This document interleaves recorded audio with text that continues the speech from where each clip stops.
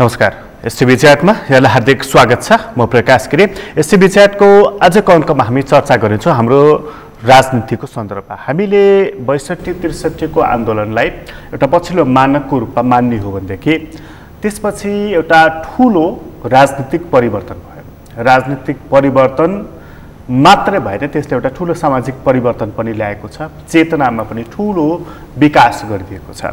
त्यसैको जगमा 72 सालमा संविधान पनि जारी भएको छ, जसले संघीयता, गणतन्त्र, धर्मनिरपेक्षता, समानुपातिक, समावेशी यस्ता थुप्रै उपलब्धिहरू हामीलाई दिएको छ, जसको 5 वर्ष अहिले पूरा भएको छ। र यो सबै चिज प्राप्त गरिसक्दाखेरि पनि मानिसहरूको मनमा एक किसिमको निराशा अहिले देख्न सकिन्छ। अहिले सरकार छ हामीसँग र त्यो पूर्ण बहुमतको सरकार रहेको छ, झन्डै 2/3 बहुमत भएको सरकार हामीसँग रहेको छ। उसलाई काम गर्नको लागि अप्ठ्यारो छैन। विपक्षी बडा कमजोर अवस्थामा रहेको छ, उसले काम गर्न अवरोध गरेको जस्तो पनि देखिएको छैन, बरु ऊ सत्ताको भागीदार जस्तो भइरहेको छ। त्यसमाथि विपक्षीहरूबाटै विपक्षी आलोचित भइरहेको छ। सत्ता पक्ष उसँग पूर्ण बहुमत भएर पनि उसले जुन कुरा डेलिभरी दिनुपर्ने हो सुशासनको सन्दर्भमा, आम जनताले खोजेको कामको सन्दर्भमा, अथवा उनीहरू जहाँ जहाँ ठोक्किनु पर्छ बिहान उठेदेखि राति नसुतुन्जेलसम्म ती ठाउँहरूमा सुधार होस् भनेर कम्तीमा पनि चाहेको कुराहरूमा थोरै भए पनि सुधार होस् भनेको त्यो पनि सुधार भइरहेको छैन, जसले गर्दाखेरि मानिसहरूमा एक किसिमको निराशा, मानिसहरूमा एक किसिमको छटपटी, उनीहरू अहिले प्रश्न गर्न थालेका छन्, कसैले आक्रोश व्यक्त गर्न थालेका छन्। कोभिडकै सङ्क्रमणकै बिचमा पनि माइतीघर मण्डलामा मानिसहरूले जुलुस प्रकट गरे, बसन्तपुरमा अनसन गरे।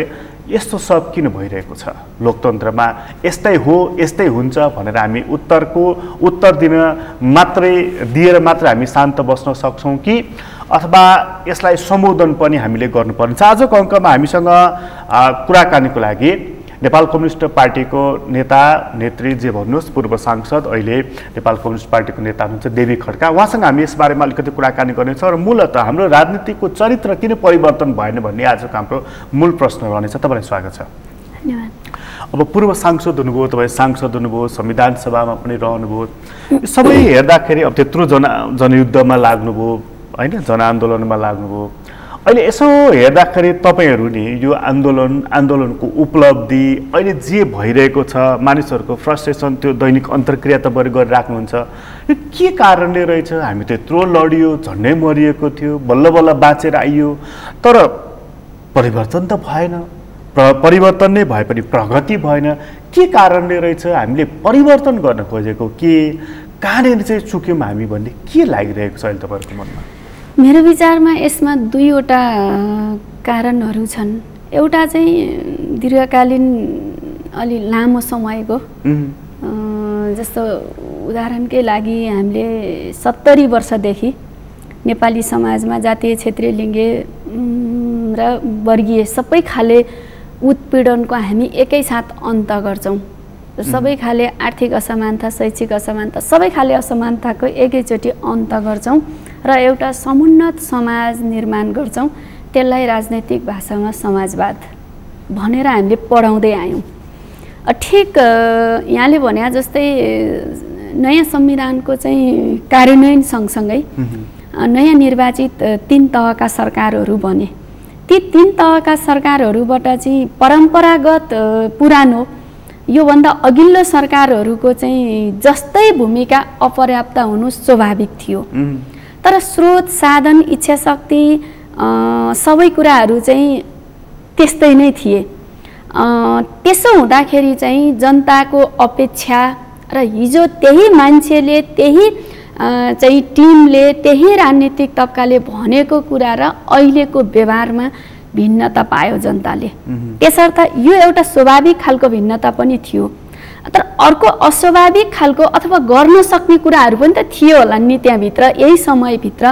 त्यो भनेको चाहिँ के हो भन्दा स्रोतको अपर्याप्तता, यी सबै कुराहरू, दक्षताको अपर्याप्तता, अब चाहिँ सोर्स भयो, यी सबै कुराहरूको अपर्याप्तताको बावजुद हामी केही गर्नुपर्छ है, हामी नयाँ चाहिँ कार्यभार छ भन्ने कुरो त्यो सरकारमा रहेका मान्छेहरूको दिमागमा हुनु पर्थ्यो। त्यो अलिकति कमजोरी रह्यो।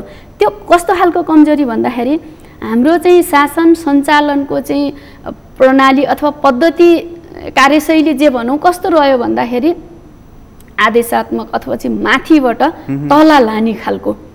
जस्तो जनतालाई अपिल गरेको भए हुन्थ्यो नि त, एकछिनको लागि हामी यो गर्दैछौँ, यत्रो पृष्ठभूमिबाट आयौँ, हामीसँग यति साधन छ, यति स्रोत छ, हामीसँग यति चाहिँ जनशक्ति छ, यति काम गर्नुपर्ने छ, यसको बिचको ग्याप छ, यो ग्यापमा चाहिँ तपाईँ जनताको साथ चाहिन्छ, सहयोग चाहिन्छ र हामी माध्यम मात्रै हौँ। राज्यको साधन स्रोत र चाहिँ तपाईँको आवश्यकता बिचको माध्यम चाहिँ सरकार हो भन्ने कुरा बोध हुनु पर्थ्यो, त्यो अपिल गर्नु पर्थ्यो। मैले यहाँनिर अलिकति थाइल्यान्डको एउटा राजाको कुरा सुनेको थिएँ, खैर यो धेरै पछाडि गएछ भन्ने आरोप आउला आए पनि मलाई भन्न अनुमति चाहन्छु। एउटा हाइवे बनाएको रे, अनि त्यो कति वर्षको चाहिँ ट्याक्स उठायो नि, त्यो चाहिँ कम्पनी मोडालिटीकै थियो अरे।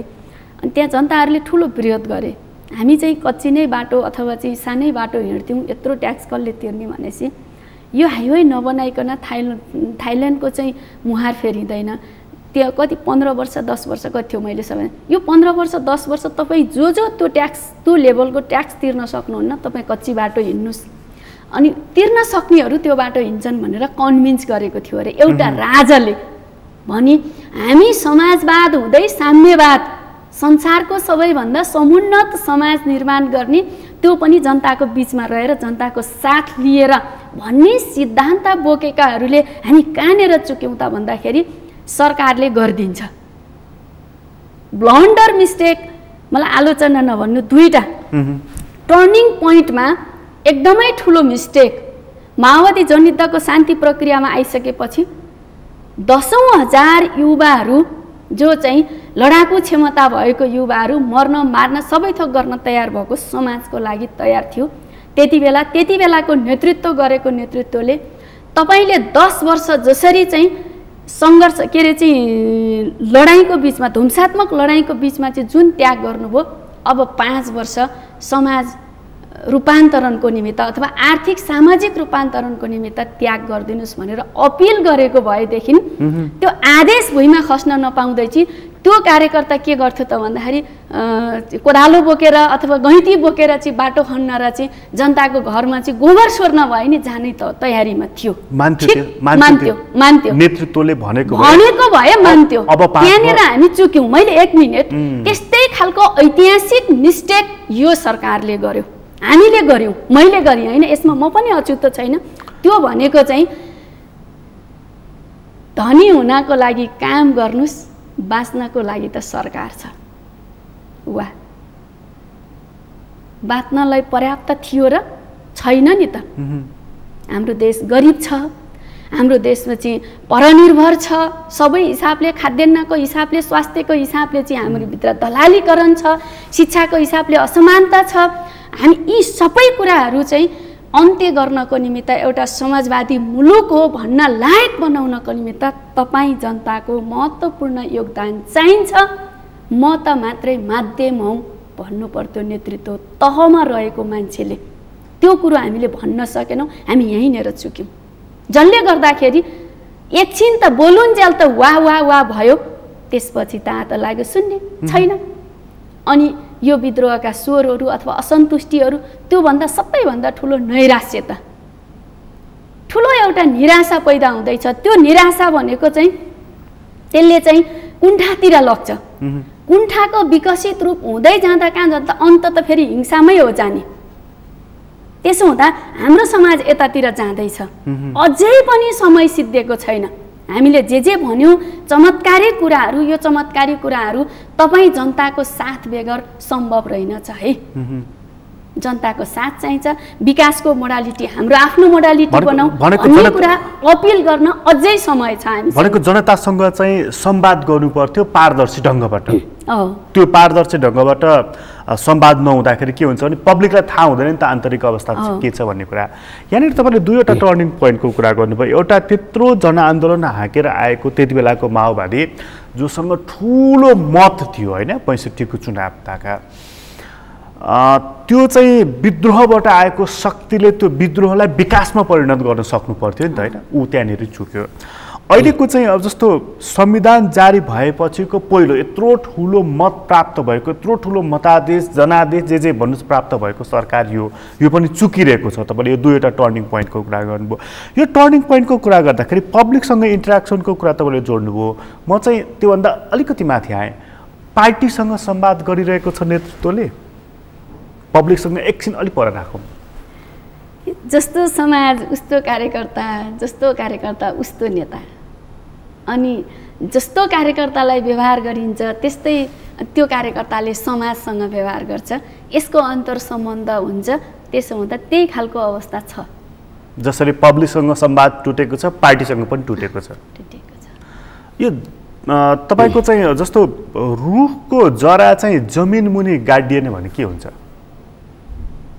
कि त सुक्छ कि त लड्छ।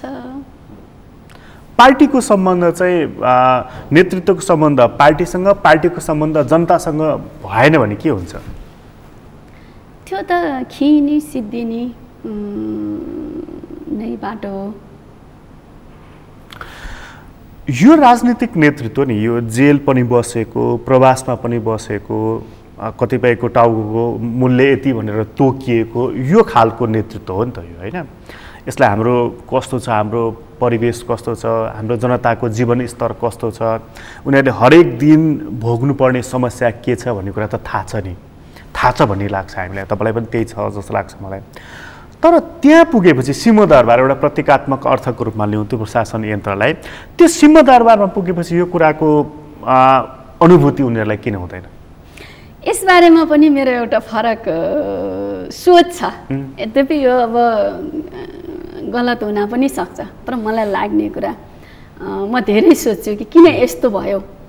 14 वर्ष लगभग जेल बस्न सक्ने, नेपालमा चाहिँ पञ्चायती व्यवस्थाको अन्त्य हुनुपर्छ भनेर जेल बस्न नझुकिकन जेल बस्न सक्ने चाहिँ हाम्रो सम्माननीय प्रधानमन्त्रीज्यू 10 वर्ष वनवास जान तयार हुने, होइन? हाम्रो चाहिँ प्रचण्ड कमरेड एवं रूपले सबैजना 1 2 3 4 5 नम्बरसम्म जाँदाखेरि चाहिँ मलाई चाहिँ एउटा फरक खालको अहिले चित्त बुझाउने बाटो भनौँ अथवा के भनौँ, उहाँहरू 22-25 वर्षको उमेरमा एकदम अब जोस जाँगर भएको उमेरमा पञ्चायत ढाल्ने सपना बोकेर आन्दोलनमा लाग्नुभयो।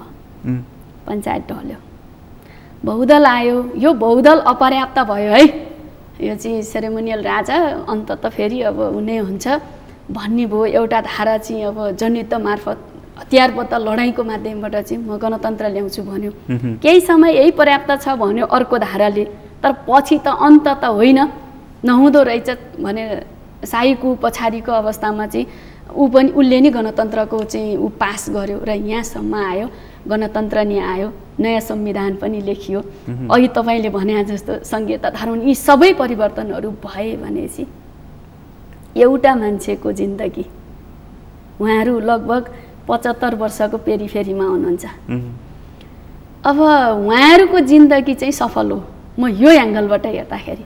अब असफल के हो त भन्दाखेरि असफल अब हामी योभन्दा अगाडि जस्तो सत्ता परिवर्तनको खेलमा उहाँहरू सफल हो, तर परिवर्तित सत्तालाई तपाईँले भने जस्तो जरा गाड्न झङ्गाउन त्यसलाई चाहिँ समृद्ध बनाउनको निमित्त चाहिँ अर्को एउटा दक्षताको आवश्यकता छ। सुशासन र आर्थिक समृद्धि हामीले भनेका छौँ। त्यो भनेको चाहिँ हाम्रो आफ्नो नेपाली विशेषताको आर्थिक विकास, मेरो आफ्नो भाषामा भन्दाखेरि त्यो विकासको चाहिँ भिजन, त्यो विकासको चाहिँ भनेको चाहिँ थिङ्किङ गर्ने चाहिँ भनेको समय उहाँहरूसँग छैन। अब यो कुरा हामीले स्वीकार गर्नुपर्छ कि त्यसपछि उहाँहरू अब आफ्नो उमेर 75 वर्षको मान्छेले बिग्नै एक्टिभ राजनीति गर्यो भने अब 10 वर्ष उहाँहरूले प्लानिङ गर्नुहुन्छ 10 वर्षको। 10 वर्षभित्रको खेलोमेलो त अथवा टर्निङ त कत्रो नै हुन्छ र त्यसो हुँदा सानो सानो टर्न लिइरहनु भएको छ। हामीलाई देख्दाखेरि पब्लिकले देख्दाखेरि नि अस्वाभाविक लाग्ने खालको कि यति सानो टर्न किन लिन खोजेको होला यो भने जस्तो भइरहेछ। त्यो किन भएको छ त भन्दाखेरि उहाँहरूको आफ्नो उमेर हिसाब गरेर भइरहेको छ। यहीँनिर उहाँहरूको दोष होइन, यो एउटा मान्छे हो। उहाँहरू पनि मान्छे हुँदाखेरि आफ्नो उमेर अब अलि धेरै महान विद्वानले, महान असाधारण मान्छेले त पछिको लागि यो है लाइन, अब म चाहिँ सक्दिनँ, लाइन चाहिँ यो हो भनेर दिनु पर्थ्यो, त्यो उहाँहरूले सक्नु भएन। त्यो सक्नै पर्छ भन्ने पनि छैन। नर्मल म यसो हेर्छु होइन, 75 80 85 वर्ष पुगेको मान्छेहरू अलिअलि बच्चै जस्तो होइन, अलिअलि छेनमा रिसाउने, छेनमा खुसी हुने, छेनमा हुने, यस्तो यस्तो हुँदो रहेछ कि मानवीय नेचरमा। उहाँहरूको पनि त्यस्तै त्यस्तै होला। यत्रो वर्ष त्याग गरियो, एउटा जिन्दगीभरि साथ दिएको एउटा चाहिँ परिवार छ, अथवा चाहिँ एउटा चाहिँ अनि जिन्दगीभरि साथ दिएको एउटा कमरेड छ, कोही सेल्टरवाला छ, के छ, यसको लागि केही गरिदेऊ न थोरै भन्नेतिर गयो। यसलाई क्रस गर्नु पर्थ्यो कसले त भन्दाखेरि सेकेन्ड लेयरको लिडरहरूले। सेकेन्ड लेयरको लिडरहरूमा मलाई माफ गर्नु होला, उहाँहरूसँग अलिक खराब भाषामा भन्दाखेरि दलाली नै भन्छ क्यारे, त्यसो त नभनिहालौँ। सबल भाषा अथवा चाहिँ सभ्य भाषामा भन्दाखेरि चाहिँ को कति त्यो किचनमा पुग्ने भन्ने होडबाजी बाहेक मुख्य कुरो अरू देख्दिनँ म।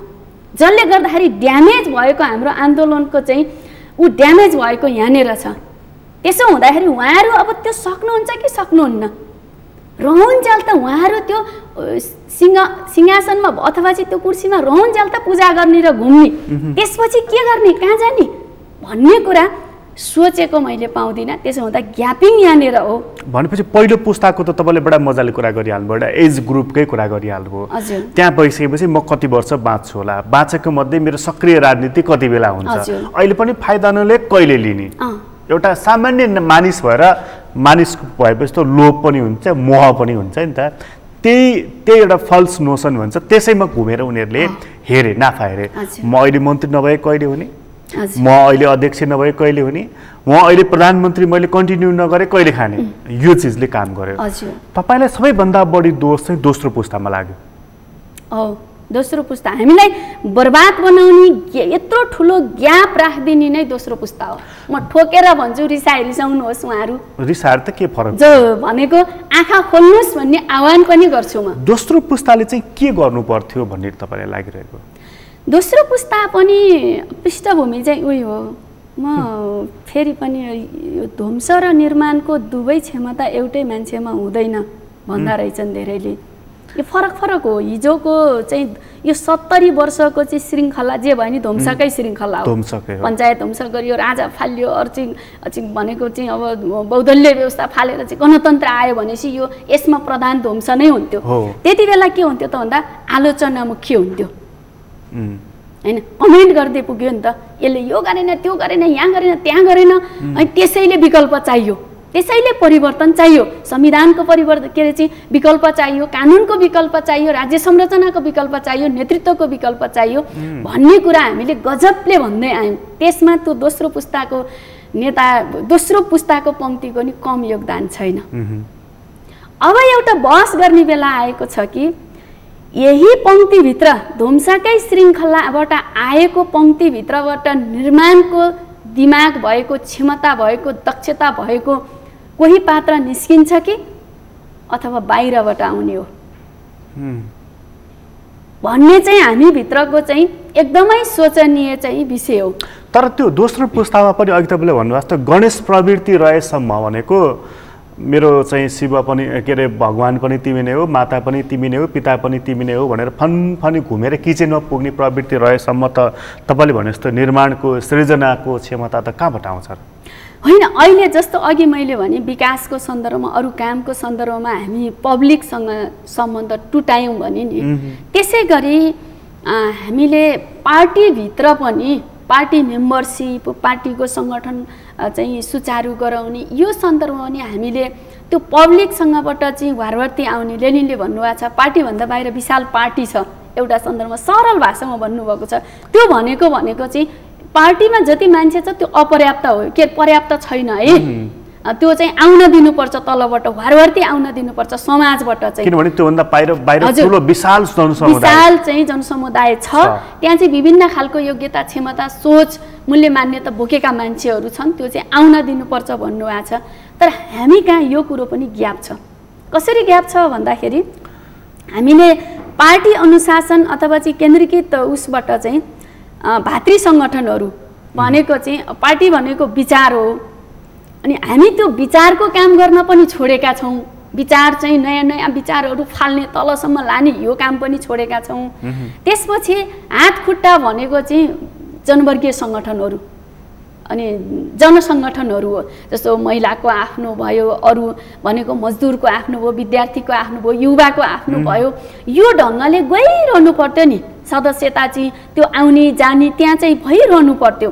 त्यो क्रम पनि ग्याप छ भनेको फ्रेस मानिसहरू आउनु पर्थ्यो त्यो पनि कम्पिटेन्ट मान्छेहरू आउनु पर्थ्यो। लगभग ब्लक छ, त्यो पनि ब्लक छ। अब कसैले लाग्यो नेतालाई होइन यो मान्छे चाहिँ गजब छ है भन्यो भनेदेखि स्वार्थ तान्यो भने अब त्यो विशेष त्यो अर्को कुरा हो, त्यो त अपवाद हो। त्योभन्दा बाहेक चाहिँ एउटा रेगुलर प्रोसेसबाट चाहिँ साङ्गठनिक चाहिँ प्रोसेसबाट आउने क्रम चाहिँ बन्द छ, जसले गर्दाखेरि समाजमा भएका फ्रेस माइन्ड भएका मान्छेहरू आउने कुरा नि अवरुद्ध छ।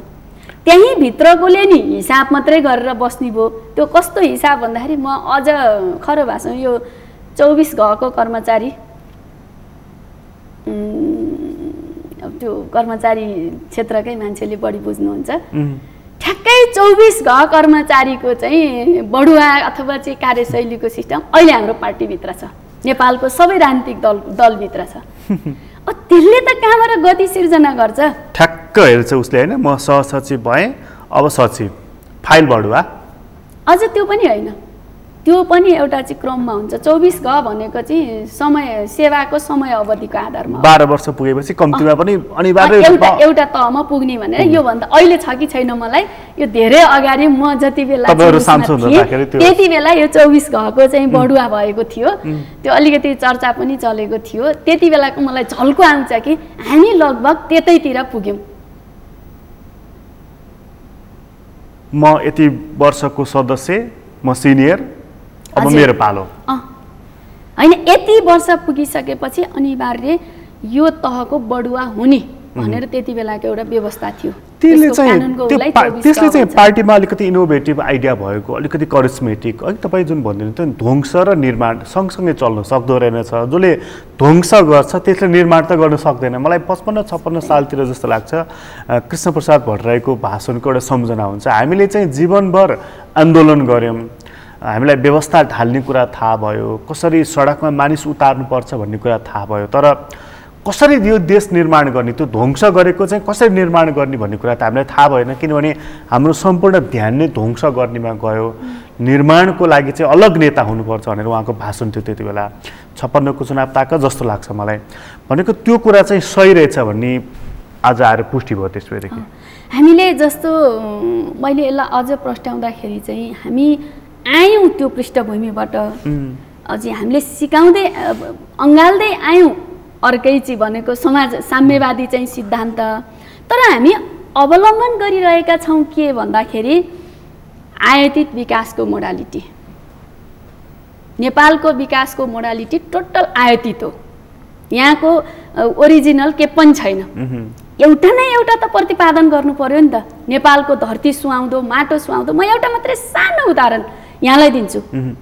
म दोलखा जिल्लाको गौरीशङ्कर गाउँपालिकामा जन्मन्छु, बुझ्नलाई सजिलो होस् सिम्पल मान्छेलाई। त्यो भनेको हिमाली जिल्ला हो। हिमाली जिल्लाको नि हिमाली भेग नामै गौरीशङ्कर गाउँपालिका, गौरीशङ्कर हिमालको फेदमा त्यहीँबाट बगेको पानी। अनि 3 महिना अगाडिको कुरो हो, एउटा चाहिँ हाम्रो प्रदेश बागमती प्रदेश सरकारले चाहिँ कागतीको ब्लक कार्यक्रम भनेर चाहिँ पारेछ गौरीशङ्कर गाउँपालिकाभरि चाहिँ कागती उत्पादन गर्ने भनेर। अनि मैले त्यो कार्यक्रमको भित्र हेरेँ के रहेछ भन्दा अरू धेरै कुरा त छोडिदिउँ होइन, त्यहाँ अब ट्र्याक्टर छन् के छन् त्यो बिरालो होइन, त्यो पाखो त्यो उसमा चाहिँ हिमालको उसमा त्यहाँ सबै कुरो छ नि। मलाई डर लाग्यो असाध्यै धेरै, मलाई राति निन्द्रा लागेन साँच्चै। हामी कहाँ जाँदैछौँ? विषादी छर्ने मेसिन र चाहिँ विषादी चाहिँ किन्ने चाहिँ पैसा, एउटा कार्यक्रमको भित्र त्यो छ। जहाँ चाहिँ रासायनिक मल पुगेको छैन एकैचोटि हामी विषादी छर्न लाउँदैछौँ किसानलाई भनेपछि हाम्रो विकासको मोडालिटी, हाम्रो चाहिँ सरकारमा भएका मान्छेहरूको दिमाग कहाँ छ, के छ? हामी यो अवस्थाको विकासको मोडालिटी चाहिँ लिएर हिँडिरहेका छौँ, जो त्यहाँको माटो, त्यहाँको आवश्यकता, त्यहाँको हावापानी, त्यहाँको जैविक विविधतालाई कुनै मतलब गरिरहेका छैनौँ कि हामी एउटा चाहिँ ओल्बैकले एउटा चाहिँ पठाइदियो चाहिँ त्यो त्यसैको आधारमा चाहिँ हामी बजेट बनाइरहेका छौँ र तल गइरहेका छौँ त यो त निकै ठुलो डिजास्टरको चाहिँ अवस्था हो। यो त बुढा ठुलो हामी दुर्घटनाको सङ्घार हामी नयाँ कुरो केही पनि प्राप्त गर्दै छैनौँ, भएको कुरो समाप्तिको बाटोमा हिँडिरहेका छौँ। तर अरू जे छ त्यही चाहिँ जोगाऊ है भनिदिएको भए हुन्थ्यो। तर यसको मतलब तर हामीले चाहिँ त्यो अस्ति गरेको आन्दोलन चाहिँ राज्यकै पुनर्संरचना भने हो नि शब्द नै एकछिन ख्याल गर्ने हो भनेदेखि त्यो पुनर्संरचना भन्ने कुराले त तपाईँको ठाउँमा म मेरो ठाउँमा अर्को मान्छे राख्ने भन्ने कुरा गर्दैन नि। त्यसले आमूल परिवर्तनको कुरा गर्छ, पुनर्संरचनाको कुरा गर्छ। र अहिलेको हाम्रो संरचनाको कुरा गर्ने हो नि हामीसँग स्थानीय तह छ, प्रदेश छ, सङ्घ छ। बजेट निर्माणकै कुरा गर्ने हो नि तलदेखि माथिसम्म पहिला योजना आवश्यकता, त्यसपछि योजना, अनि त्यसपछि कार्यक्रम कसरी यसरी ल्याप हुन्छ त? यस्तो धेरै प्रोसेसहरू छल्दै होइन। यसमा 3 तहको सरकारले एउटै काम गरिरहेको छ। अहिले हाम्रो समस्या त्यही हो। एउटै चाहिँ गाइडेन्सद्वारा चाहिँ गाइड भएर चाहिँ उसले आफ्नो चाहिँ काम गर्ने तरिकाहरू चाहिँ बनाइरहेको छ र काम गरिरहेको छ। यो नै फेलियर कुरा हो भन्छु म चाहिँ। किन भन्दाखेरि सङ्घीय सरकारको होला चाहिँ अब दातामुखी केही गर्नु पर्ला, ठुलो काम प्रोजेक्टहरू गर्नु पर्ला, यी भयो अलिक मझौला टाइपको चाहिँ छुट्याउन त औपचारिकताको लागि छुट्याइएको देखियो। तर रियल अनुभूति गर्ने जस्तो स्थानीय सरकारहरूले गर्ने कुरा के हो त भन्दाखेरि उसको चाहिँ योजना छनौटमा चाहिँ कति नै हुन्छ र एउटा वडा अध्यक्षले 7 र टोलका चाहिँ 7 जना मान्छेलाई जम्मा गर्ने। लो तिम्रो यसपालिको प्राथमिकता के हो? यसमा ट्रिक लाऊ, खानेपानी हो कि शिक्षा हो कि स्वास्थ्य हो कि के हो, भौतिक पूर्वाधार हो कि, यो वर्षको चाहिँ ट्रिक लाएर लिएर आऊ भन्यो भनेदेखि 1 दिनमा त्यो जनताले छनौट गर्न सक्छ। त्यो वर्षको बजेट त्यहीँ लागू गरिदिनु सिद्धियो नि त। अनि लो यति श्रमदान गरौँ है, त्यो वडा अध्यक्ष नि 2 दिन काम गर्न गए हुन्छ। हामी त कस्तो भयो भने सिंहदरबार भनेको माथि छ भने त्यो प्रधानमन्त्रीले जस्तो खालको कुर्सीमा बसेर जस्तो खालको भाषण दिनुभएको छ वडा अध्यक्षले त्यही नक्कल गरिरहेछ। अरू कुरा छोडिदिनुहोस्। त्यसो हुँदा हाम्रो समस्या यहाँनिर हो। एवं रूपले पार्टीको उसमा पनि त्यसले त जनश्रमदान त्यहाँको के आवश्यकता हो, मौलिक खालको चाहिँ विकास के गर्नु पर्ला, माथिको सडक भयो उसले नि सडक डोजर लाउने, अब खानेपानी हो त्यही गर्ने, अरू खाद्यान्नमा आत्मनिर्भर हुने होला हैन, हामीसँग चाहिँ भएको अर्गानिक ठाउँहरूलाई चाहिँ जोगाउने होला, त्यसलाई कसरी चाहिँ त्यहीँको लोकल चाहिँ उसद्वारा मल अरूद्वारा चाहिँ टेक्नोलोजीद्वारा चाहिँ त्यसलाई जोगाउने, यसमा कुनै पनि खासै ध्यान छैन। अनि हामी ठुला पोखरी अथवा चाहिँ अब हुन्छ नि त त्यस्तै चमत्कारी कुराहरूमै हामी गइराखेका छौँ। केन्द्रले रेल भन्यो, उसले सुरुङको कुरा गर्यो हैन, उसले चाहिँ सुरुङ मार्ग भन्यो, उसले अन्डरपासको कुरा गर्यो, उसले मेट्रो भन्यो, उसले मोनोरेल भन्यो, बस रमाइलो छ। त्यसो हुँदा चाहिँ हामी मतलब हामी तपाईँले जुन बडा गजब कुरा गर्नुभयो कि हामीले विकास त आयातित मोडल ल्यायौँ, स्थानीय तहको हामीले परिकल्पना गरेको त उनीहरूले स्थानीय आवश्यकताको परिपूर्ति गर्न सकुन् र स्थानीय आवश्यकता के छ भन्ने कुरा स्थानीय तहलाई भन्दा बढ्ता कसलाई थाहा हुन्छ र भनेर त्यो गठन गरिएको हो नि त। उसले पनि केन्द्रकै नक्कल गरेर ऊ पनि डोजर मालिक बन्दै यहाँ बाटो खन्ने यता लैजाने भनेर औँलाले देखाउँदै डोजर खन्दै लैजाने हो भनेदेखि त्यो स्थानीय तह अनि त्यहाँ पनि कुनै चाहिँ फेरि त्यसलाई एउटा ढाँचामा ल्याउन नसक्ने हो भने त्यो प्रदेश केका लागि किन चाहिन्छ हामीलाई? त्यो चाइनालाई चाहिन्थ्यो, चाहिने नै भएर हो, तर चाहिँ काम गर्ने तरिकाहरू चाहिँ भएन। हामीले सरल ढङ्गले एकछिनको लागि स्थानीय उसलाई चाहिँ न्यायिक प्रमुख बनायौँ, सामान्य मुद्दाहरू मान्छेले चाहिँ दुःख नपाओस् त्यहीँ छिनिदियोस्। तर हाइफाई गरेर त्यो अर्को न्यायाधीशको बरु जिल्लाको न्यायाधीशको चाहिँ निजी गाडी हुँदो रहेनछ, तर स्थानीय तहको चाहिँ उसको चाहिँ निजी गाडी छ। हामी एकछिनको लागि है हामी कता गयौँ त भन्दाखेरि सेवा सुविधामा बढी गयौँ, सेवा चाहिँ दिनेमा चाहिँ भन्दा पनि आफूले सेवा लिनेमा बढी गयौँ। त्यसो हुँदा चाहिँ अनि अर्को कुरा चाहिँ भनिदिने एकछिनको लागि मलाई गजब लाग्छ कि म फेरि माथि नै फर्केँ। अहिले यही कुराहरू जस्तो चाहिँ सामाजिक विकृति विसङ्गति यी भइरहने कुरा हो। संसारमा एउटा के अरे चाहिँ एउटा देश तपाईले 1 घण्टाभित्र अथवा 1 दिनभित्र अध्ययन गर्नु पर्यो भनेदेखि एउटा विद्वानले के गर्छ अरे त भन्दाखेरि एउटा स्कुल अध्ययन गर्छ अरे, एउटा जेल अध्ययन गर्छ अरे। यो सबल र दुर्बल पक्षका दुईटा प्रतिनिधि हुन्, निकाय हुन्। अहिले हामीले हाम्रो चाहिँ महान विद्वान मान्यज्यूहरूले के भनिरहन्छ, मृत्युदण्ड मृत्युदण्ड मृत्युदण्ड भनिरहनु भएको छ। ए बाबा हो, त्यो त 16औं 18औं शताब्दीका शासकहरूले भन्ने कुरा हो कि म बौलाको हो कि उहाँहरूको दिमागले चाहिँ नगरेको हो। समाजमा के कारणले चाहिँ क्राइम भयो अध्ययन गर्नु पर्दैन हामी सामाजिक अभियन्ताहरूले? त्यसको के सम्बन्ध छ? आर्थिक सम्बन्ध हो कि सामाजिक कारण हो कि राजनैतिक कारण हो कि अरू जातीय कारण हो कि के कारण हो? दिनमा चाहिँ 7 जना महिला बलात्कृत हुने, 6 महिनाको बिचमा कति 1800 कति चाहिँ मान्छेहरू चाहिँ आत्महत्या गर्नुको कारण के हो? 2200 मान्छेले आत्महत्या गर्नुको कारण के हो? यतातिर गम्भीर भएर सोच्नु पर्दैन? यत्र साना साना नानीहरू बलात्कृत किन भइरहेका छन् सोच्नु पर्दैन? अनि त्यो मान्छे सबै ड्याङड्याङी गोली ठोकेर अथवा झन्याएर मारिदिँदैमा समस्या समाधान हुन्छ? हामी कुन समाजको परिकल्पना गर्दैछौँ, कता डोर्याउँदैछौँ? हामी त मध्ययुगतर्फ जाँदैछौँ।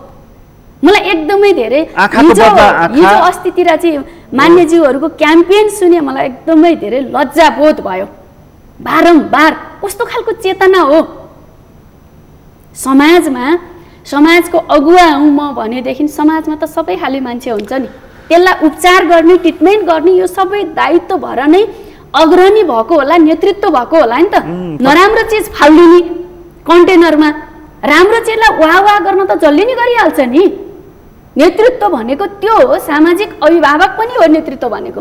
अभिभावकको दायित्व भनेको सबैभन्दा कमजोर पक्ष जे छ त्यसलाई चाहिँ रक्षा गर्नु अथवा चाहिँ त्यो कुरालाई हटाउनु, त्यसलाई उपचार गर्नु हो नि त। एकछिनको लागि त 7 वर्षको बालिकालाई बलात्कार गर्नु त त्यो त मानसिक रोगी हो। मानसिक रोगी भयो बाबा, हाम्रो समाजमा मानसिक रोगी कति रहेछन् त? हामी त्यो एंगलबाट किन सोचिरहेका छैनौँ? अनि के गरे क्रूर शासकले जस्तो आदेश गर्ने, अपराध गरेपछि ड्याङ्ग मार्थे अथवा जेलमा लगेर थुन्दे, आजीवन कारावास राख्थे। अर्को के म त भन्न नि चाहन्न, के अपाङ्ग बनाइदिए रे, के बनाइदिए? मलाई त डर के लागिरहेको थियो कि त्यो मध्ययुगमा एउटा हामीले पढ्नु पनि पर्थ्यो नि, होइन?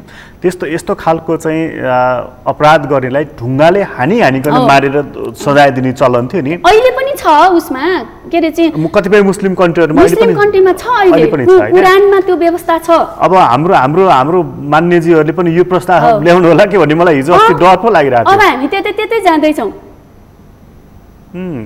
एउटा सानो नाबालिग बच्चालाई बलात्कार गरेर हत्या गरिन्छ भने त्यो बलात्कारीमा के समस्या छ? अथवा तपाईँले अघि भन्नुभएको जस्तो उसको सामाजिक, आर्थिक, राजनीतिक अथवा दण्डहीनताको कुरा हो कि शिक्षाको कुरा हो कि मानसिक समस्या हो? यो तर्फ हामीले कहिले पनि हेरेनौँ। यो हेरेनौँ भनेको मतलब हामी पनि बडा एकलकाँटे भएछौँ। एकलकाँटे भनौँ कि एक पाखे भएछौँ, एक ढङ्गले एउटा एङ्गलबाट मात्र हामीले हेर्न थालेछौँ। यहाँबाट त हामी कहीँ पनि पुग्न सक्दैनौँ। तर यो जुन हामीले स्थानीय तहदेखि केन्द्रसम्म तपाईँले बडा जुन उदाहरणसहित जुन कुराहरू भनिराख्नु भएको छ नि, मलाई बडा गजब लागिरहेछ कि यसलाई ड्राइभ गर्ने, यसलाई नेतृत्व दिने भनेको त फेरि केन्द्र हाम्रो प्रधानमन्त्री भन्नुहोस् अथवा हाम्रो एक्जिक्युटिभ जो छ त्यसले हो नि त, होइन? उसले ड्राइभ गर्न सकिराख्नु भएको छ नि भन्ने कुराको यो उदाहरण हो नि त, यसरी असरल हुनु कुराको। होइन, म यसै भन्न चाहिँ मलाई बाध्य नगर्नुहोस्, होइन? मेरा नि आफ्ना चाहिँ सीमा होला। तर यति कुरो सत्य हो कि प्रधानमन्त्रीज्यूको घेरा सबल मान्छेहरूको घेरा छैन। एवं रूपले सबै नेतृत्वको वरिपरि समाजलाई के दिने भन्ने मान्छेको घेरा भइदिएको हुन्थ्यो भनेदेखि यो अवस्था पक्कै आउँदैन थियो। यो यत्रो वर्ष मैले यसलाई साथ दिएँ, होइन? यो अहिले पदमा छ, मैले के पाउने भन्ने मान्छेहरूको घेरामा बाहुल्यता छ।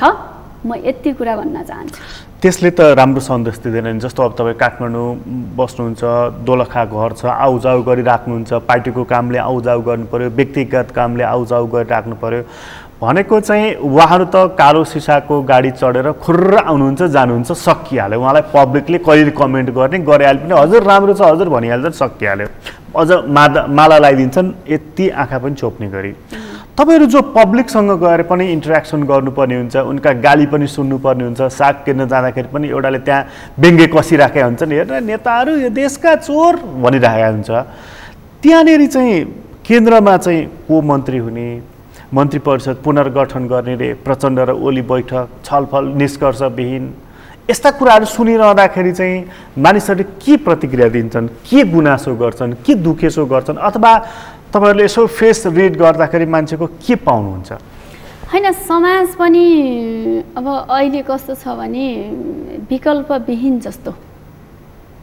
यो समस्या मैले यो चाहिँ सरकारमा रहेको पार्टीभित्रको मात्रै समस्या भनेको होइन, सबै पार्टीको समस्या छ। यही खालको खैर फेरि अब जो उसमा छ त्यसैलाई बढी चाहिँ देख्ने कुरा त स्वाभाविक हो। यो सबै खालको छ। त्यसो हुँदाखेरि निराश छ। मैले फेरि दोहोऱ्याउँछु, जनता निराश छ। यो कम अपेक्षा गरेको छ। कम अपेक्षा गरेको बेलामा म पोजिटिभली के भन्छु भने गत केन्द्रीय समितिको बैठकमा मैले ग्रुप डिस्कसनको चाहिँ एकदम सिरियसली नै राखेको थिएँ। जसरी अघि मैले टर्निङ पोइन्टको अघिल्लोचोटि हामी चुक्यौँ, त्यसै गरी अहिले एक गाउँ एक नेता उसले टोटलमा जवाफदेही हुनुपर्ने। म केन्द्रीय सदस्य, म जस्तो केन्द्रीय सदस्य चाहिँ 450 छन्। त्यसो हुँदाखेरि मैले देशभरिको कुरा गरेर त कुनै कुराको थुप्रो हुने भयो नि।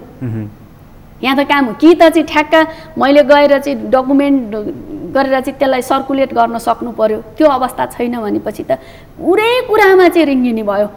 त्यसो हुँदाखेरि एक गाउँ एक उत्पादन, एक गाउँ चाहिँ तिमी कति सक्छौ, एक ओडा एउटा ओडाले एक वर्षमा कति मान्छे चाहिँ रोजगार, कति मान्छे चाहिँ स्वरोजगार गराउन सक्छ।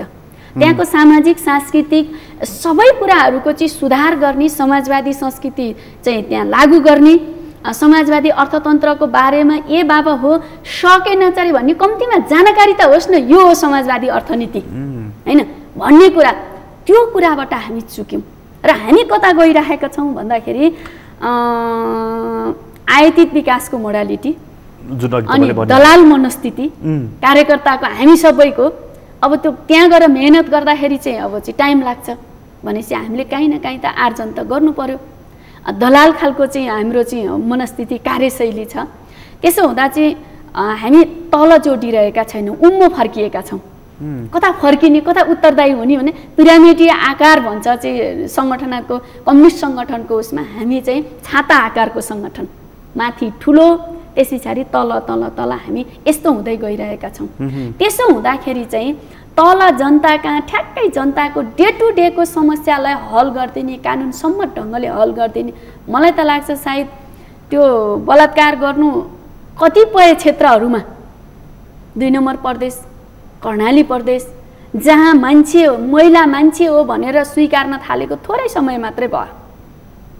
जसरी अझै के अरे समूह विवाहको चाहिँ जम्मा चाहिँ 3000 वर्षको इतिहास छ भनेदेखि ती समाजहरूमा चाहिँ समग्र, मैले युरोपको कुरो गरिराखेको छु, विकसित देशहरूको चाहिँ समूह विवाहबाट चाहिँ युगल विवाहमा चाहिँ फड्को मारेको त लगभग त्यही 3000-3500 को चाहिँ ऊ हो भनेदेखि हामी अहिले हाम्रो जस्तो अविकसित मुलुक त्यसमा पनि 2 नम्बर प्रदेश कर्णाली प्रदेशहरूलाई चाहिँ महिला मान्छे हो भनेर स्वीकार गर्न थालेको अवधि कति भयो? यो एङ्गलबाट अध्ययन गर्नु पर्यो नि त हामीले। त्यसो हो भने त्यहाँको पुरुष, त्यहाँको समाज, त्यहाँको टोटल मान्छेलाई चाहिँ अनि मान्छे बिचको चाहिँ व्यवहार के हो भनेर सिकाउनको लागि त नेतृत्वको आवश्यकता पर्छ होला नि त। यत्रा ठुला चाहिँ मृत्युदण्डको गफ लाएर हाँक्नेहरूले त एउटा ओडामा गएर चाहिँ ती मान्छेहरूलाई प्रशिक्षित गराउन त ल भन्यो भनेदेखि 6 महिनामा चेन्ज ल्याउन सकिन्छ। हामी चाहिँ यत्रो धेरै माथि चाहिँ दलाल यो सारा कुरो गर्नुभन्दा लु 6 महिना तल जाउँ, जनताकै बिचमा काम गरौँ, जनताकै बिचमा साधन स्रोत जति छ ओडाको त्यो सबै कुरालाई चाहिँ लिएर चाहिँ केही न केही चाहिँ उत्पादनको मोडालिटी तयार गरौँ। के हुन्छ उत्पादन गरौँ र चाहिँ 1 वर्षभित्रमा अथवा 2 वर्षभित्रमा चाहिँ खाद्यान्न तरकारी फलफुल मासुल दुध यतिमा चाहिँ आर्थिक रूपमा आत्मनिर्भर बनाऊ नेपाललाई भनेर पार्टीले व्हिप जारी गर्ने हो र त्यसको आधारमा कार्यविभाजन गरिदिने कार्यकर्तालाई, त्यसको आधारमा चाहिँ कार्य-मूल्याङ्कन गर्ने, त्यसको आधारमा चाहिँ बढुवा र चाहिँ अवसरको चाहिँ निर्धारण गरिन्छ है भनेर पार्टीको एउटा चाहिँ सर्कुलर जारी गर्ने हो भनेदेखि यो कुरो लागू हुने अवस्था छ। अझै पनि मैले अघि भनेको अमूर्त कुरोलाई अलिकति मसिने है, अझै पनि त्यो अवस्था छ। तर हामी त्यतातिर जान्छौँ कि जाँदैनौँ, समस्या यहाँनिर। अस्तिको स्थायी कमिटीको बैठकले त त्यतातर्फ जाँदैनौँ भन्ने सङ्केत गर्यो। जाँदैनौँ, होल टाइमरहरूलाई भत्ता तलब पो दिने रे, कामसँग श्रमसँग जोड्ला भनेको त पार्टीले बाँड्ने रे। पार्टीसँग त्यत्रो पुँजी कहाँबाट आउँछ कि उल्टो टोटल्ली उल्टो बाटोमा छौँ हामी, गर्ने के? बाफ्रे, बडा उल्टो बाटोमा होइन।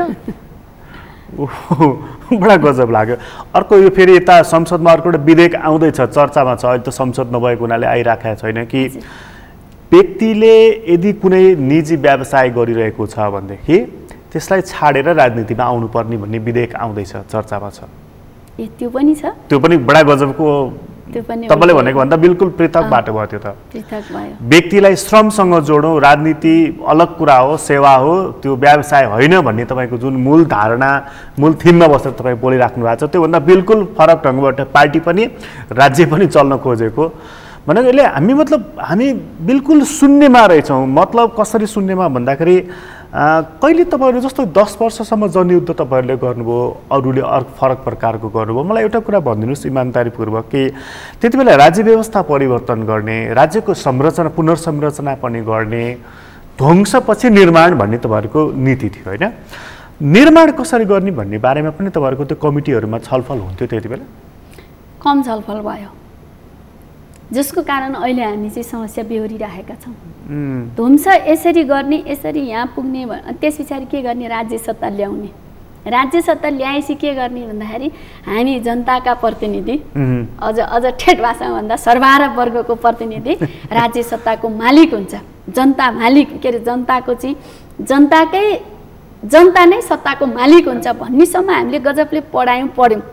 हाम्रो दिमागमा पिक्चर पनि आयो छर्लङ्ग।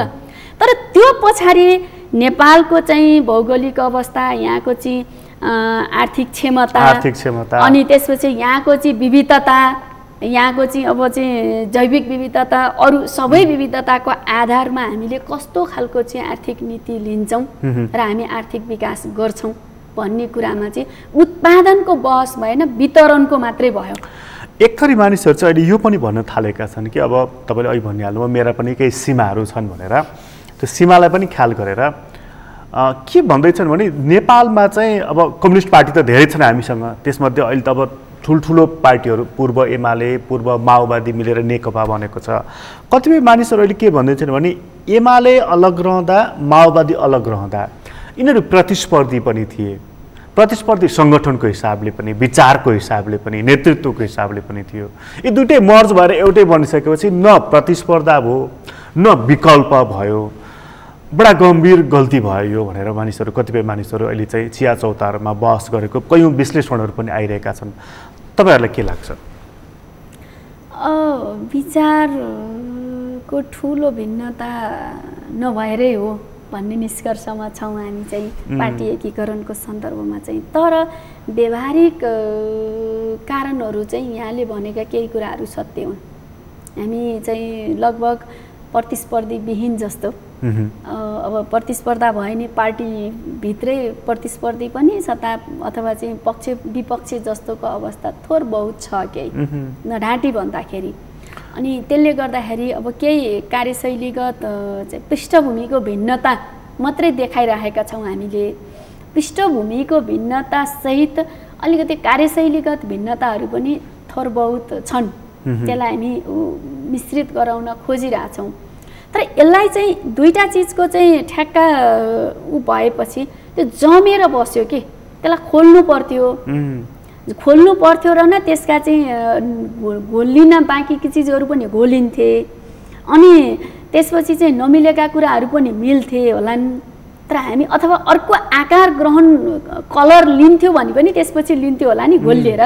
यो नघोलिएको अवस्था छ अहिले चाहिँ। अहिले चाहिँ अर्को पनि अवस्था कस्तो छ भने जस्तो जनसमुदायमा भएको मानसिकताको कुरा, आम मानिसहरूले सोचेको कुरा, पार्टीकै केन्द्रीय कमिटीकै सदस्यहरूलेसम्म सोचेको कुरा तपाईँले जुन छर्लङ्ग छ्याङ्ग जुन यथार्थ पिक्चर एउटा निकालिदिनु भने केन्द्रीय तहमा हेर्दाखेरि चाहिँ के देखिन्छ भन्दाखेरि महाधिवेशन हुने, महाधिवेशनबाट अध्यक्ष को हुने भन्ने कुरामा अहिले नै प्रत्याभूत गर्नुपर्ने त्यो एउटा लडाइँ देखिन्छ। मन्त्री परिषद पुनर्गठन, त्यहाँ वामदेव गौतमको स्थान के हुने, अर्को कोही नेता म अर्थमन्त्री भए नखाने, यो जुन कुराहरूले चाहिँ मतलब के दिइरहेको छ? हामीले परिवर्तन केका लागि गरेका रहेछौँ, कसका लागि गरेका रहेछौँ, अथवा यसरी राज्यको आम अथवा खास चरित्र परिवर्तन हुन्छ, मतलब के लागिरहेको छ तपाईँलाई? यसको ठेटमा भन्दाखेरि यो दुईटा खोला एक ठाउँमा आयो अथवा चाहिँ एउटा यात्राको चाहिँ एक ठाउँमा पुग्यो, त्यो त्यहीँ टिक्ने उपायहरू हुन्। अन्तत त्यो टिक्दैन। दोभानमा टिक्ने उपायहरू खोजिरहेका छौँ। त्यसले झन् धेरै विवाद, झन् धेरै विकृतिहरू, झन् धेरै सङ्कटहरू निम्त्याउँछ अन्तत गएर। यस्ता कुराहरूले अगाडि बढ्नु पर्यो नि। अब भएको अहिलेको यो स्थितिमा चाहिँ सेवा सुविधाहरू घटाउनु पर्यो, मन्त्रालयहरू बरु चाहिँ गाभ्नु पर्यो, अनि थोरै चाहिँ उसबाट यत्रो धेरै जनप्रतिनिधि किन चाहियो होइन, यसलाई अझ चाहिँ घटाउनु पर्यो। तलसम्म पनि जस्तो चाहिँ जनताको सेवा, जनतासँगै 2 दिन काम गर, अनि तिमी चाहिँ त्यहाँ चाहिँ स्थानीय तहहरूलाई, पार्टी पङ्क्तिहरूलाई चाहिँ त्यहाँको चाहिँ स्थानीय तहको बजेट जति छ त्यसको डबल बनाएर चाहिँ काम गर त्यहाँ होइन। यो मोडालिटीमा आइज भन्छ समाज, जनता। हामी के गरिरहेछौँ त भन्दाखेरि यताबाट थेग्ने हो कि त्यताबाट थेग्ने हो कि, यो रामबहादुरलाई चाहिँ यो पोस्टमा राख्नु पाए पो झगडा हुँदैन थियो कि, श्यामबहादुरलाई त्यो राख्नु पाए पो झगडा हुँदैन थियो कि भनेर त्यहीँ टिक्न खोजिरहेका छौँ, त्यहीँ चाहिँ अड्डिन खोजिरहेका छौँ।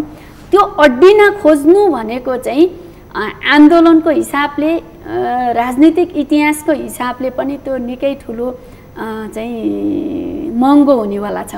क्षति हुन्छ। समाजले यो कुरो पचाउँदैन। अघि तपाईँ जुन भन्थ्यो नि पब्लिकमा एउटा निराशा छ, त्यो है निराशा क्रमशः कुण्ठामा बदलिन्छ। कुण्ठाले सहज भाषामा भन्दा हिंसा ल्याउँछ, नभने विद्रोह, आम राजनीतिक भाषामा भन्यो भने विद्रोह ल्याउँछ। त्यसले अहिलेको हाम्रो समाजको मनोदशा कुन देख्नुहुन्छ? कुण्ठामा देख्नुहुन्छ कि निराशामा देख्नुहुन्छ कि विद्रोहको मानसिकतामा देख्नुहुन्छ कि अथवा यस्तै हो यिनीहरू भन्नेमा? अब विद्रोहको पनि कस्तो देख्यो भने ठुलो विद्रोह गर्नको लागि चाहिँ रिस्क चाहिन्छ। त्यो रिस्क मोल्ने मनस्थितिमा पनि समाजको मान्छे अहिले तत्काल म देख्दिनँ।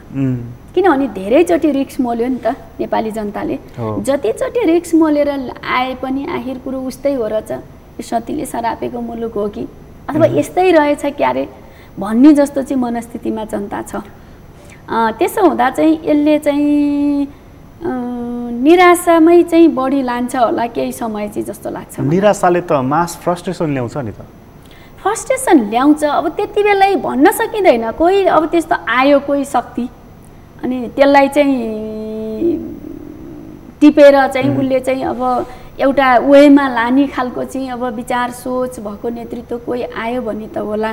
तर स्वस्फूर्तको अवस्थामा चाहिँ यो केही समय चाहिँ निराशामै रहने देख्छु म चाहिँ। पार्टीभित्र पार्टीको पहिलो पुस्ताको हामीले कुरा गरिहाल्यौँ कि त्यो 5-6 जना 10 जना नेता 9 जना भनौँ न, सचिवालयका 9 जनाको लगभग उमेर समूह, सोच आदि इत्यादि लगभग सङ्घर्ष मिल्दो प्रकारको रहेको छ। त्यसैले त उहाँहरू एकै ठाउँमा हुनुहुन्छ। अनि दोस्रो पुस्ताको तपाईँले कुरा गरिहाल्नुभयो, ठुलो मिस्टेक चाहिँ दोस्रो पुस्ताको छ भनेर। अब पहिलो पुस्ताले चाहिँ योलाई मान्नुहोस्, यसलाई राम्रोसँग ड्राइभ गर्नु सकेन, अहिलेको जस्तै दुर्गति भइरह्यो भनेदेखि त क्षति हुने स्वाभाविक नै छ, दुर्घटनामा जाने स्वाभाविक नै छ भनिसकेपछि त दोस्रो पुस्ताले हस्तक्षेप गर्न नसक्ने, दोस्रो पुस्ता पनि पहिलो पुस्ताकै छाया भएर बस्ने भने तेस्रो पुस्ता तपाईँहरू हुनुहुन्छ, सेन्ट्रल कमिटीलाई तेस्रो पुस्ता मानिदिउँ, तपाईँहरू चाहिँ के गर्नुहुन्छ? तपाईँहरूको काँधमा पनि एउटा जिम्मेवारी आयो। अब पहिलो कुरो व्यक्तिगत रूपमा म अथवा हामी जस्तै हामीहरू पनि के हौँ भन्दाखेरि विद्रोहकै उत्पादन हौँ। ठेट भाषामा भन्दाखेरि त्यसो हुँदाखेरि चाहिँ यो फरक अब निर्माणको चाहिँ मुभमेन्टको चाहिँ अब लिड गर्नको निमित्त त त्यही पृष्ठभूमिबाट त्यही क्षमता त्यही योग्यता हिजो विद्रोह गर्नको लागि जे योग्यता आवश्यक थियो त्यसलाई चाहिँ पुरा गरेर आँखाहरू पर्यौँ हामी। त्यसो हुँदा हामीमा पनि सीमा छ, हामी पूर्ण छौँ भन्ने होइन, हामीमा सीमा छ एउटा। अर्को कुरो चाहिँ यो तेस्रो पुस्ता, पहिलो कुरो त पहिलो पुस्ताले नै अब त्यो चाहिँ मानवीय हिसाबले पनि सबै हिसाबले पनि अब लाग्छ यत्रो वर्ष दुःख गरे, अब अहिले किन चाहिँ छटछट भन्नु त, भिन्नै ओगटला 5-7 वर्ष 10 वर्ष मानिदिउँ न त नि, यति मानिदिएर भनेर हामी त्यस्तोतिर पुगेका छौँ के रियल कुरो गर्दाखेरि। अब त्यो सेकेन्ड लेयरको मान्छेलाई क्रस, सेकेन्ड लेयरको पुस्तालाई क्रस गरेर थर्ड लेयरकोहरू चाहिँ जानको लागि एउटा चाहिँ त्यो खालको योग्यता, वैचारिक राजनैतिक भिजनको योग्यता निर्माण समग्रतामा एउटा चाहिँ टिमगत रूपले भइसकेको अवस्था छैन। तर तपाईहरुले दबावमूलक ढङ्गबाट अलिकति सामूहिक रूपबाट दबाब दिन सक्नु भएन भने त पार्टी त दुर्घटनामा जान्छ या त देशै दुर्घटनामा जान्छ कि भन्ने खतरा भइसक्यो। केही समय चाहिँ यो संक्रमण काल नै हुन्छ। यो संक्रमण कालमा चाहिँ हामीले तेस्रो पुस्ताले सक्ने भनेको चाहिँ खबरदारी नै हो, बाहिरी भित्री। कति समय चाहिँ संक्रमण काल रहला भन्ने अनुमान गर्नुभएको छ? यो मिनिमम 5 वर्ष जान्छ जस्तो लाग्छ मलाई। भनेको एक कार्यकाल कोही एकजना पार्टीको महाधिवेशनबाट एउटा नेतृत्व आउँछ, त्यसपछिको चाहिँ दोस्रो पुस्ता। हजुर, अहिले नै दोस्रो पुस्ताले टेक ओभर गर्ने सम्भावना पनि छ यही महाधिवेशनबाट? म त देख्दिनँ। त्यो कोसिस होला, तर कोसिस हुँदैमा सबैतिरको कि त ठुलो सन्तुलन भङ्ग भएर जाने स्थिति हुन्छ। यो एकातिरबाट चाहिँ भङ्गालो गएर पोखरी फुट्ने र चाहिँ एउटा नदी खोला बन्ने त्यो चाहिँ होला, तर सम्पूर्ण रूपमा चाहिँ त्यसले त्यो नदीले त्यही वेब नै लिन्छ भन्ने चाहिँ मलाई विश्वास छैन। मात्रात्मक रूपमा भन्नुहोस् अथवा गुणात्मक रूपमा पनि भन्नुहोस्, केपी ओली पार्टी अध्यक्ष हुनु र प्रचण्ड पार्टी अध्यक्ष हुनुमा तात्विक भिन्नता रहन्छ? उहाँहरूका स्वभावजन्य भिन्नताहरू छन्, तर ठुलो रणनैतिक चाहिँ भिन्नता चाहिँ कमै होला। किनभने स्वभावमा अब अलिकति त्यो त व्यक्तिका फरक हुने, अब आलोचना अलि बढी स्ट्रङ पचाउन सक्नुहुन्छ प्रचण्ड कमरेडले। थोर बहुत अलिअलि लौ न त संस्थागत गरौँ भन्नु होला होइन, कहिलेकाहीँ यसो तान्न खोजे नि अलिकति विरोध आयो भने ल भनेर चाहिँ त्यो चाहिँ कमिटीप्रतिको चाहिँ लोयलिटी उहाँमा छ। अलिकति डाइहर्ट खालको चाहिँ मैले बोलेपछि किन भन्ने खालको चाहिँ अब सामान्य प्रधानमन्त्रीज्यूको कार्यशैली रहेछ। त्यसो हुँदाखेरि अब त्यसो केही भिन्नता त छ नै। तर कति मानिसहरू चाहिँ यो पार्टी विग्रहमा जाने कुरा पनि गर्दैछन्, फुट्छ कि क्या हो पनि भन्दै थियो। अस्तिको अवस्था त अलिकति नमिठो नै भइसकेको थियो, धेरै नै तिक्ततापूर्ण गइसकेको थियो, फेरि सम्हालेर आइपुगेको छ र चुनावभन्दा अगाडि त यो पार्टी एक हुने सम्भावना छैन, रहँदैन।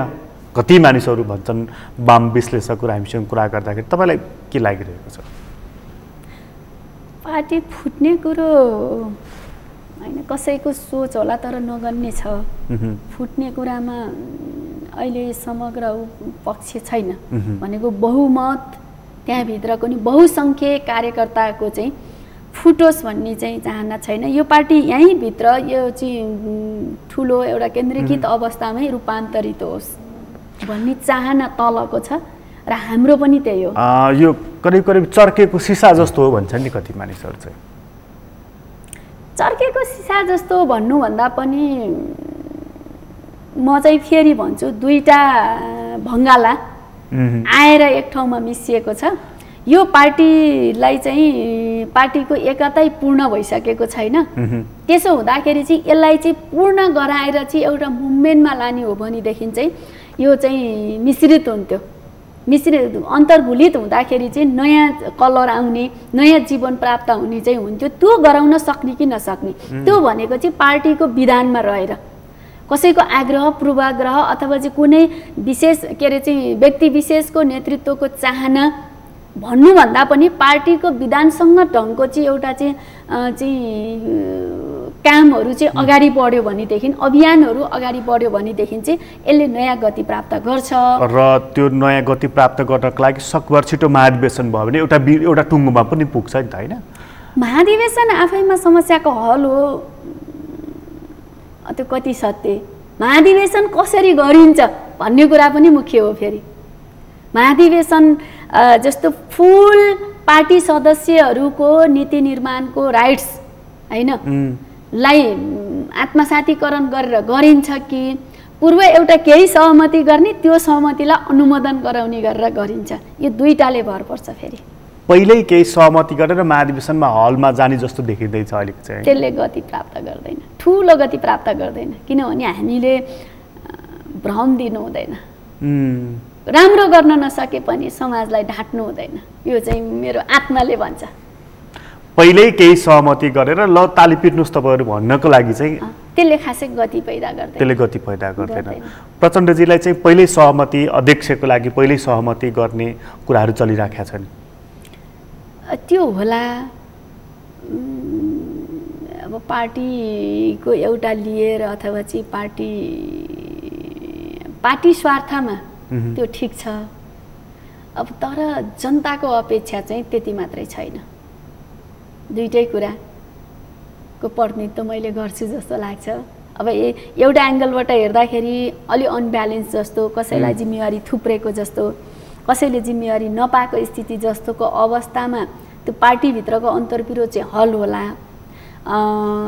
त्यो हल पछाडि पनि त फेरि अब